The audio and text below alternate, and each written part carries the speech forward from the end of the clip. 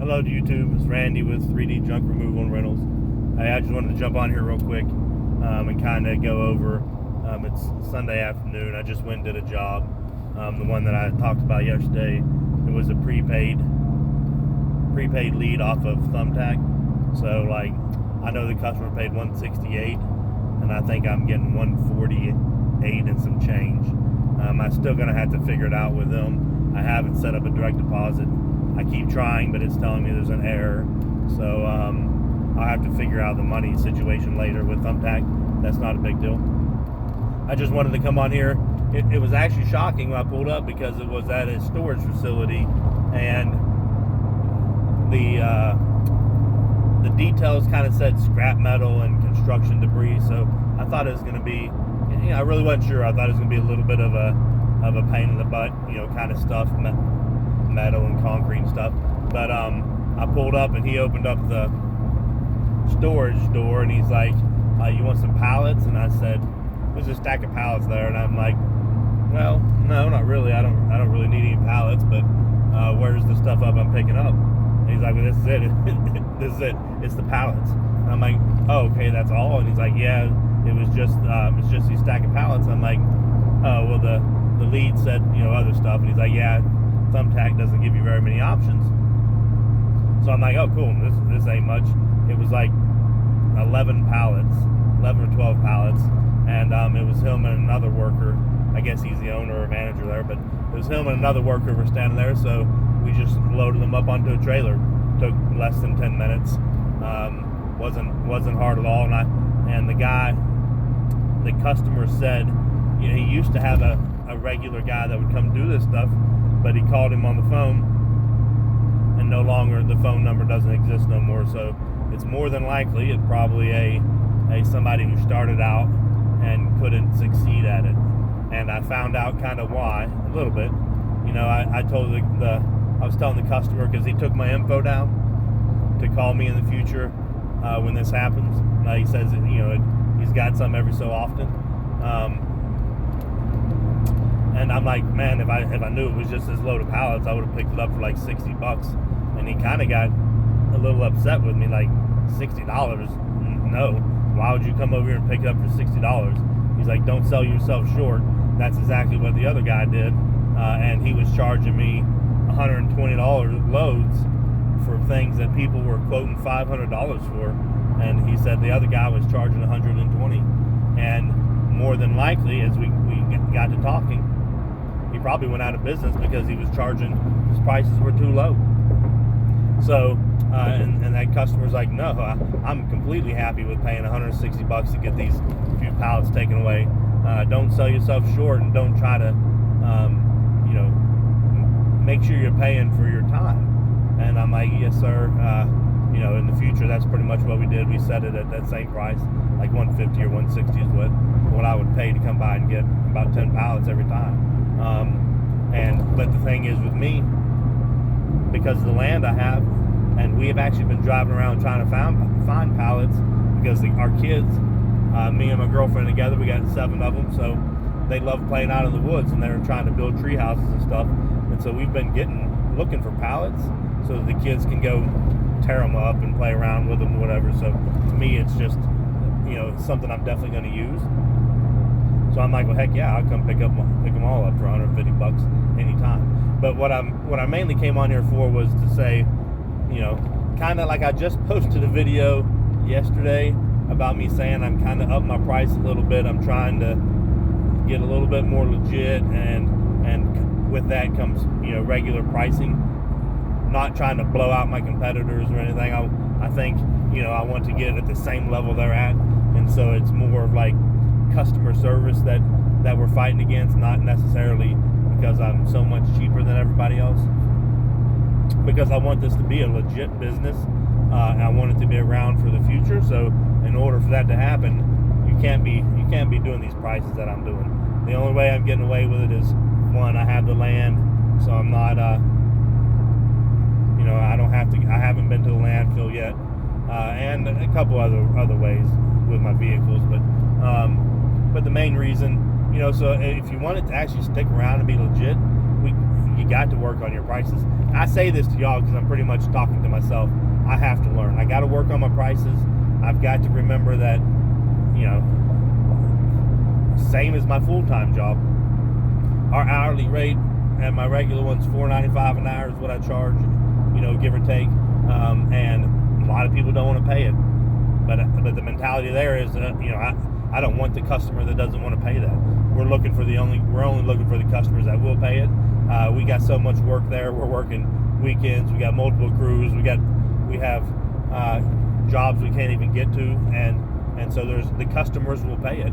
It's out there, and so I need to figure out how to bring that into this adventure or this business as well, because I'm still a little bit, you know, gun shy of trying to raise that price on that customer for that little pile of junk. But I got to learn to do it. I mean, or else I'll be like that other customer's old guy. He just said is no longer around, and that's true. That's what causes, probably, I imagine that's what causes the majority of these people. Excuse me, sorry about that. Always yawning. Always yawning. I'm up way too late. But I imagine that's the main reason why these people don't succeed, is they can't figure out the pricing, and then in the end it just isn't worth it. There's not enough money in it when you got to take into account all the other fees. If I had to add in all the other fees, the dump fees, the gas, and everything right now, I wouldn't be looking at it the same way as I look at it. But I don't necessarily have all that, so it's not as hard for me to maintain it right now. But I got to figure out my pricing. I have another job today as well, and I tell you, it's the first one that I got yesterday off Google. I told y'all that I got a job off Google, and I think because I got so excited, yay, it's my first gig off Google. Man, I think I probably way undershot that one too. And if you're watching this, ma'am, because I know you said you watch on YouTube, I don't want you to feel like I have to, that you're, you know, I undershot it. It's my fault. So don't worry about it, even if I'm not taking no more money for it. So anyways, that's something I have to learn. But it's I'll tell you what it is. It is electronics.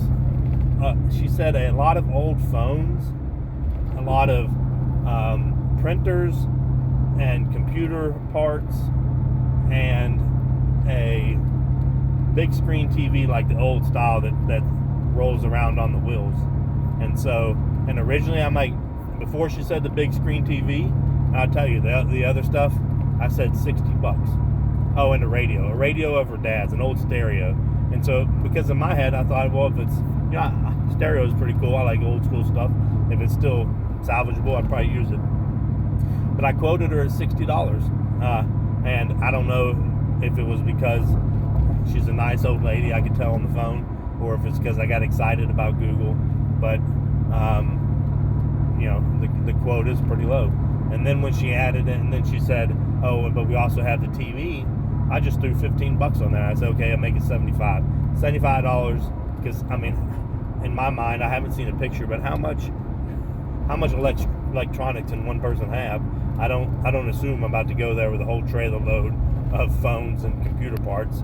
I wouldn't think so. So I just said $75. But even at that, I understand. I know that that's way below what most people are going to charge. You know, there's some people that have $100 or $150 minimum, you know, to even go anywhere. So it's a little different for me because of the situation I'm in. I don't have to charge that high, but I'm not charging that low to try to cut out a competitor or anything. I just, you know, a little bit gun shy, I guess, and I got to figure out how to start to up my prices a little bit more. And I'm getting there. You know, I'm about to start working more on a like a template that's going to have a set amount. You know, I know a lot of people go through.